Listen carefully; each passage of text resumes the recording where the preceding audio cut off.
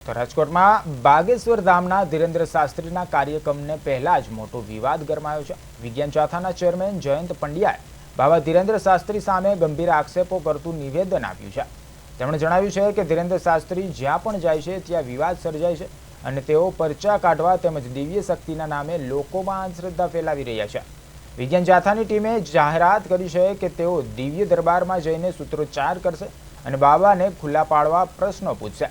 તો જયંત પંડ્યાએ ઉમેર્યું છે કે આ બાબા પાસે કોઈ દિવ્ય શક્તિ નથી, એટલે ગુજરાતમાં અંધશ્રદ્ધા વિરોધી કાયદો અમલી હોવાને તેઓ આ મામલે પોલીસ ફરિયાદ પણ નોંધાવશે। આ ઉપરાંત પ્રધાનમંત્રીની ઈંધણ બચાવવાની અપીલ વચ્ચે કથાના નામે સેંકડો વાહનો દ્વારા પેટ્રોલ ડીઝલનો મોટો વ્યય થઈ રહ્યો હોવાનું આયોજકો પર આક્ષેપ કરવામાં આવ્યો છે।